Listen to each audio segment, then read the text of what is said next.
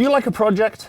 Do you not have 6 years to build something from scratch on your driveway? Or maybe you don't have a driveway or a garage at all, but you want something to take to the track day, something to drive that's fun at the weekend, or maybe you just want something to drive for the hell of it. Well, we've got you covered, but that probably makes us a bad influence.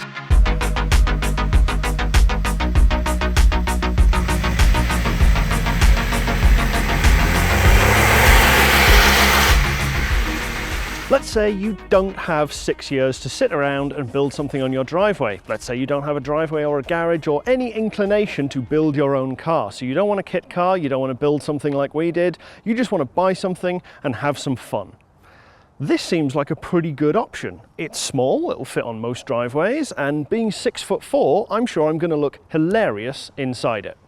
So this is a Smart Roadster, and they do a couple of different variations on this. So if you want something small, fun, light, open top, you could go MX-5, MR2, you could pick all sorts of different things, and they would all have 4-cylinder engines. However, this has a mighty 3-cylinder 700cc engine, and you might look at that and go, but I've had cups of tea bigger than that, and I'm sure you probably have if you have one of those Sports Direct mugs, but this only weighs 700 kilos. It is tiny. I can comfortably reach from this side to this side of the car. It is absolutely diminutive. It's barely 2 strides from one end to the other, and it weighs next to nothing. As I say, it's about 700 kilos. It's largely steel framed, so it's nice and rigid, but then all of these panels at the front, they're all plastic, and the panels are actually relatively available on the second-hand market. And with that in mind, if you don't like the colour of the car, you can actually change most of the body panels. I think the doors,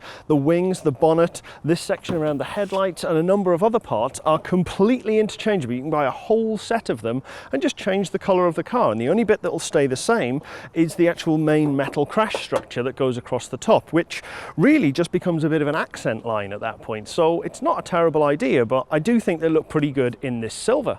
This is the second car that Smart made. The Roadster followed on from the Smart 4.2, and they both have exactly the same engine. As I say, that's 700cc 3-cylinder transaxle with a 6-speed gearbox. Now, they're both automatics. Everything is mounted in the back. It is extremely tight, and when you lift the boot, you basically don't have a boot. You just have a very shallow cover that the roof folds away into if you have the soft top version, and you have the frunk underneath the bonnet at the front of the car.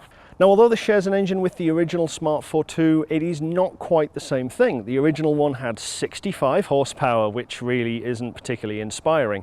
And the current, or the later generation, the same one that this one has, is 80 horsepower. However, both of them came with the Brabus tuned option, which gives it some fancy decals, some little extra badges around the side, a Tiptronic gearbox with flappy paddles on the steering wheel, and an extra 30 horsepower. So this is actually 110 horsepower, which, if you think about that in terms of power to weight, I'm going to have to do some maths. So I think that works out to about 150 horsepower per tonne, which is pretty respectable. There's a lot of cars that are great fun in and around that area, and this is definitely one of them. So there are 2 different body styles to this. This one, which is the notchback, where it just kind of drops down, has this nice big flat plate across the top of the boot. There is another one which has a big glass greenhouse that sits on the back, and I really love the look of that one over this one. If I was going to be buying one of these, I would definitely be after the greenhouse, just because it reminds me so much of the old Z3 clown shoe at that point. And I'm a sucker for anything with an estate back, even if it is a 2-seater sports car. So this car's had the wheels changed from the standard monoblocks that came on the car, and I really like the look of those monoblocks, but they're a little bit flimsy, so a lot of people upgrade them onto the spin lines, which are these 6-spoke ones, and they take a 185 tyre front and rear. The original monoblocks actually have a wider tyre in the back, but I think even with the size of tyre that's on it, it's ample for the amount of power this thing has, and it's still great fun. The slightly wider wheel will probably be a little bit better if you're really hammering it on track, but you might want to swap for some different, not tinfoil wheels. However, finding those wheels is going to be a bit of a nightmare, because this only has 3 wheel bolts, so you either need some kind of funky spacer or some custom made wheels, your choice, neither of which are particularly great options. The other option, of course, is to get some replacement hubs, which are available, do have a different bolt pattern, but again, that is an awful lot more expensive than simply changing out a set of wheels for something different to give you some different tyre sizes. So not exactly ideal, and I bet you don't see many that have done that. Now, the other thing about this car is its diminutive stature, not just being really short and really narrow, but it's also extremely low. This is barely above my waistline. As I say, I'm 6'4", it's not a particularly tall car, and I think this might actually be a fraction lower than our car we're building at home, which if you haven't, you should definitely go and check that out. I'll try and remember to put a card in the corner. But just to demonstrate how low this is to the ground, this isn't just a low car, it sits super low to the ground as well. We took a normal can of Coke and put it next to the car, and we couldn't get this under the chassis rail. This is not tall, so speed bumps might be a little bit interesting depending on where you live. If you need to put a trolley jack under this, you're probably going to have to bump it up onto some blocks of wood first just to get it up, to get a jack underneath, and then put it on some stands. So it's things like that just worth bearing in mind. When you're my height, getting into a car this sort of size, any car this sort of size, isn't particularly graceful. And as I say, basically anything small I've ever got into has been difficult, and this is no exception. I'm not going to lie and say that there is buckets of space. This is not a Rolls-Royce inside with lots and lots of room to kick back and relax. But once you're in, it's actually quite comfortable. And you do sit incredibly low down inside it. Like, my shoulder is going up away from my body and it's still just about hanging over the edge. When you're in, there's an enormous amount of room and it is very comfortable. I don't feel like I'm hemmed in, other than this very high door, which actually isn't that high because you're just sat down below the chassis level. It's really quite roomy. It's genuinely surprising. So just close the roof back up and you can see there's still a lot of space. I can basically hide my head behind this rail and you really can't see me. There's about, well, if I'm sat straight up, there's at least a full hand above the top of my head to the inside of the soft top, which obviously, being a soft top, it's a lot thinner than you would have a hard top, so that does buy you a lot extra headroom, which is very convenient. And then when it goes backwards, I'll just start this up.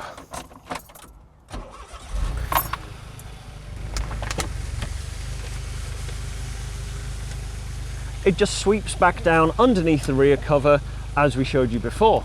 Now, in addition to that, you can also take these sidebars off. You pull down the handle on the side and they pop out. And then instead of just carrying these round in the passenger compartment, you can put them under the bonnet. And with that, we're good to go.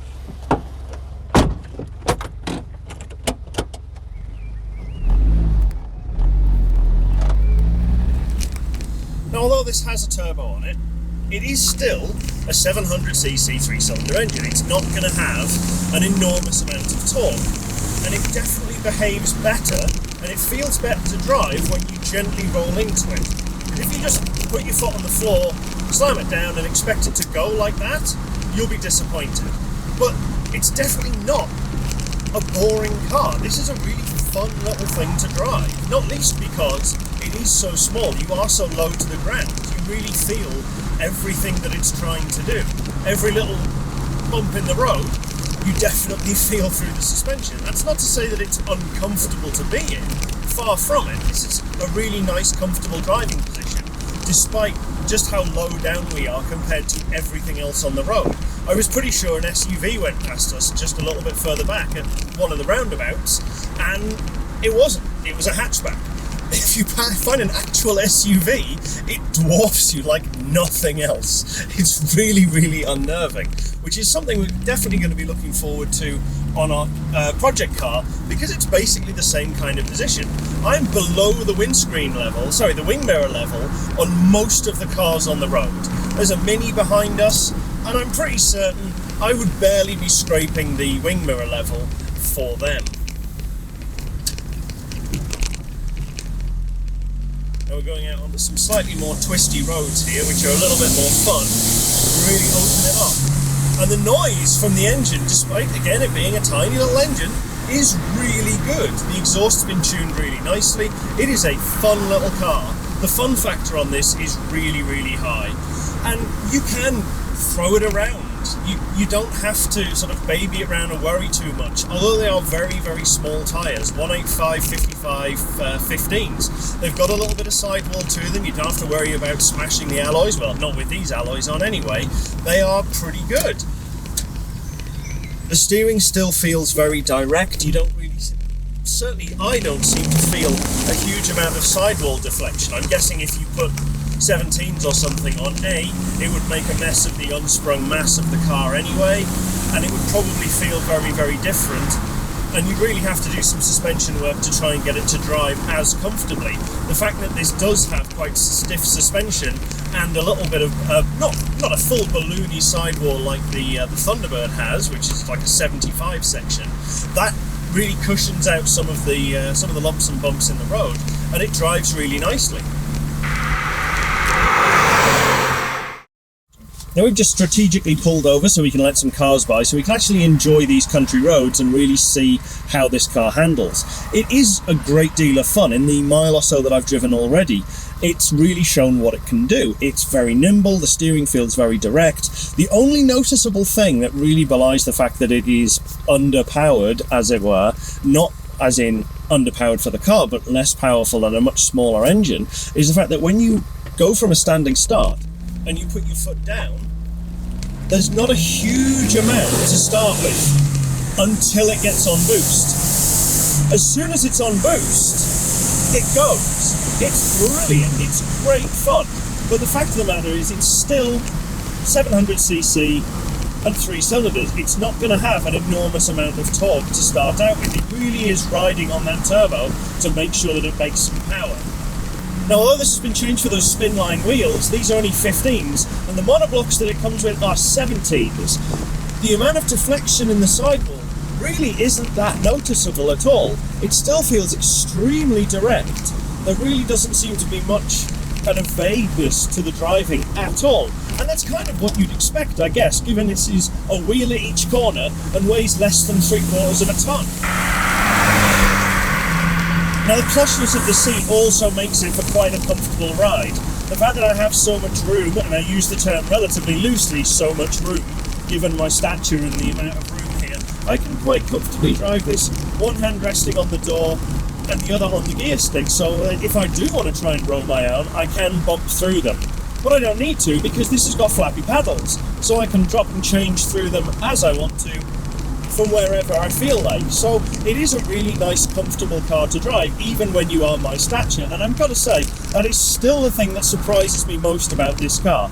The fact that I'm 6'4", and other Adrian, who's sat next to me, is also 6'3", and we're not bumping elbows, we're not like clashing with each other. We can sit in this car quite comfortably, and we're not small people. Now, one of the downsides of this car has just become very, very painfully apparent. There is what I think is a Discovery behind us. Yes, it is a Discovery behind us, and we are well below his headlight level. And that means that every time we get just close enough, or he gets close enough to us, or we're off angle where he's coming up at a higher gradient to us, we get all of his headlights. It's not to say that his headlights are badly adjusted. If we get further away, they're absolutely fine. But if we're in traffic, anything like that, a very low car is going to have this problem. You're going to end up feeling people's headlights burning into the back of your skull. Now, I'm sure this car is absolutely hilarious on track, particularly anything that's quite short and twisty. If you have something with big, long, sweeping straights, yeah, you're going to get overtaken by things as they come around with not much more power, but they can carry the speed through, and they've got a much more torquey engine. They'll just pull away from you out of the corner. But through the corner, going into the corner, despite the fact that this only has drums on the back and discs up front, it stops on a dime. It's really, really grabby. It's not overly grabby that it's uncomfortable, but coming out of a corner, as long as you can carry the revs through, and obviously if you're stirring your own gears, you'll be able to keep pace well around tracks. And it's kind of surprising that of all of the track days that I've been on, I've never actually seen one of these at a track. Now, I messed up that turn coming away from those lights, and I definitely wasn't in the right part of the power band pulling away down the road. So it was a little bit laggy. There's definitely a little bit of turbo lag to be had on the car. And again, it's not really that surprising. It's not going to flow a huge amount out of a smaller engine. But as long as you keep it going, you keep the revs in the right range for the power band and everything else, you will have a hilarious time in this car. Can you daily something like this? Well, yes, obviously you can daily it if you're willing to make some sacrifices. If you're not taking too much stuff to and from the office, if you've just got a laptop and a jacket, you can throw that in dead easy without any problems whatsoever. You'll be able to get to and from the office and daily this car. If it's not too far to drive to the office, it's not going to be much of a problem. This one even has heated seats, air conditioning. It comes with an optional hardtop that you can get and drop that on, so you can drive this in the winter as well. And sure, it's not going to be the most luxurious thing. It's not the quietest thing to drive. But if you only have the option of one car and you want something fun that you need to daily and also take to the track at the weekend, this isn't a terrible option, even if you're a giant like me. Now, yes, doing the weekly shop in this is going to be a bit of a challenge because, well, frankly, you're not going to get a huge amount in. If you're going on holiday, you're not going to get two massive suitcases anywhere in this car unless you're going on your own, and then you can put one in the passenger seat. But if you're going away for the weekend, you've got some soft bags, a carry-on type thing, that'll fit in the front underneath the bonnet reasonably easily, and you won't have too much of a problem. You are probably going to need to get a taxi if you're going away for a couple of weeks to Heathrow and need to dump some very big suitcases in, as I say. So let's go back to the question at the beginning. You don't have 6 years to build a car. You don't have the space to build one in a garage. You don't have the time to do that. You just want to buy something and have some fun. Does this car suit it? Well, yeah, absolutely. About 10 years ago when this one was bought, they were about £7,500. Privately now, they are anything $4,000 or $5,000 depending on condition. Trade, you'll probably end up paying a little bit more for them because they'll inevitably end up coming with some sort of warranty and the markup that they have to put on. But that's not a terrible amount for this kind of car. If it's your daily, then yeah, you're going to have to make some concessions around it. But if it's just a fun car, that's not too much that you're going to be super duper precious about it, unless you buy a concourse condition one, in which case, yeah, you probably are going to be very precious about it, and rightly so. But you're not going to be too worried about taking this to a track day, driving the wheels off it. When it comes to maintenance, we'll take a look at the common things that you would have to do on it, you know, discs, pads, cam belts, oil change, those sort of things, and what normally goes wrong on them. We'll have a look at that later in the video to see what the cost of ownership would be for like a full service cycle all the way around. But overall, it really does seem like a great little car. We're going over this fairly bumpy bit of road along here, and it's not that bad. Some of that, as I've said before, will be down to those slightly balloonish tyres being on 15s rather than 17s. So it's definitely accentuating the ride, and if you are dailying it, I would definitely recommend maybe going down to the 15s from the 17s for the extra comfort factor. And even if you are doing it for track, 15-inch tyres are so much cheaper than anything else. I'm sure you'd probably get away with putting 195 50-15s on this, which is like the most common size of Toyo proxy that you'll find anywhere. They work really well, and on something like this, which doesn't weigh very much, you're not going to be taxing the car because those smaller tyres, things like the T1Rs or what I was using on the Golf with T1Rs, they were really, really good, and a light car did well. If you put them on a heavy car, you're definitely going to see a lot more tyre degradation out of it, but this really seems to work well. And I know I keep going on and on and on about it being just a fun little weekend car. It is. It's perfect. It takes up very little space on your drive. The consumables are small and therefore fairly cheap, albeit they're not the most common, so they're going to have a little bit of a scarcity tax on them. They're not the end of the world. The worst thing about this really is going to be doing maintenance on the engine yourself. If you want to do your own belts, anything like that, you are going to have to fight your way into that very small engine bay underneath. I mean, if you're really living in the lap of luxury, I guess put it on a ramp and just drop the engine out. That's, I guess, going to be the easiest way to do it. But if you've got that, just build your own car. We're going to take a look at the running cost of the Brabus, at least how they stand right now as we're releasing this video. Come service time, the air filters are pretty typical at £15 to £20 for a full set, A fuel filter is so cheap I actually had to check a couple of other vendors to be sure, a mere £10. And then there's the spark plugs, but don't be fooled by it being a 3-cylinder. There are 6 plugs in the M160 and the lower set are apparently a pain to swap. This pint-sized engine takes a mere 3.5 litres of oil, so a single 4-litre jug of Miller's fully synthetic is ample and will give you a little bit to top up with, and it costs just over £50. Now onto some engine parts, and we'll start with a full timing kit at £170, which really isn't too bad, especially as this includes a new water pump too, and that seems to be the case for many of the suppliers for this kit. If you only need a water pump, however, that runs you about £25, and if you need an oil pump, it's between £40 and £50 for the gear set and cover. I couldn't actually find a whole replacement oil pump readily available for the M160, so I'm just assuming that it's a quirk of this engine, it's integrated into a casting somewhere, since it's just the innards and the cover plate that are actually available when you go looking for an oil pump. Given this weighs almost nothing, predictably it doesn't take much to stop, and that means brake consumables are also fairly cheap. You can get a set of discs and pads from EBC for the front axle for around £300, and it's another £160 for the rear axle, which is drums, not discs, even on the Brabus. If you're running the 17-inch wheels, you can get a set of Toyo Proxies for about £100 a corner, or if you want to go up a bracket, you can get some Pilot Sports for a little over £150 each. Finally, the big one, if you do blow up a turbo, it'll set you back somewhere around £400. Of course, if you did do that, you could always look at an engine swap instead to give it even more power. Of course, if you were going to add some more power, that's probably going to cut into one of the other big benefits of this car, because despite it being a turbo, the fuel economy is actually pretty good. 45 to 50 miles per gallon is commonly reported when you're not hooning it about the place, but if you do choose to get on the boost and keep it there, 40 miles a gallon isn't an unreasonable expectation. Finally, there's road tax, and while this will inevitably creep ever upwards, £165 is actually pretty cheap for a car of this era, where the highest bracket is over £700, and that's a big consideration for a second car you might only use in the summer or at best on the weekends. So what's the verdict? All in all, it makes for a great second car, something fun for the B-roads and the track, and big enough to fit almost anybody behind the wheel. Would I have one? After ruminating on it while editing this, I think I would, but it wouldn't be anything close to a daily driver.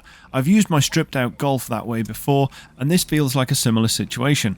A fun car you can definitely commute in if required, albeit with more creature comforts and better mileage than the Golf ever got. It would definitely work, I wouldn't complain, but in a theoretical 2-car garage where this lives alongside an actual mile-eating hatch or estate, which also has cruise and aircon, I can see me picking the other car every single time. But there'll always be that day on a diversion through the back roads on the way home from work where I'd wish I was in the fun car instead of the boring daily.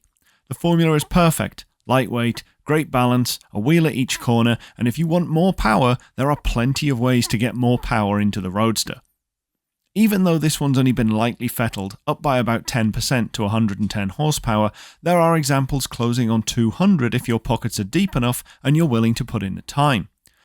If that's not enough, there's always a Hayabusa swap that can go well above that, and if your sensors have completely departed you, I guess you can just put a Hellcat V8 in there now.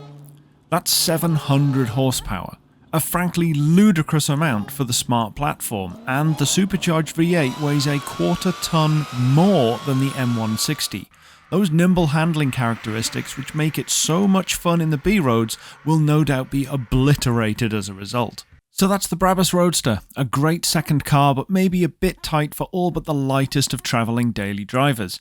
Would you have one? What else would you consider instead? Maybe an MR2, an MGF or TF? What other mid-engine rear-wheel drive two-seaters would you put up against it? Let us know in the comments.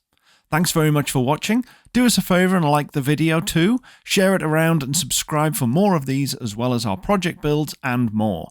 You can support those builds at patreon.com/PedalBoxShow, and as a patron you'll get a discount at shop.PedalBoxShow as well, where you can see some of our merch options. Thanks very much for watching, and we'll see you on the next video.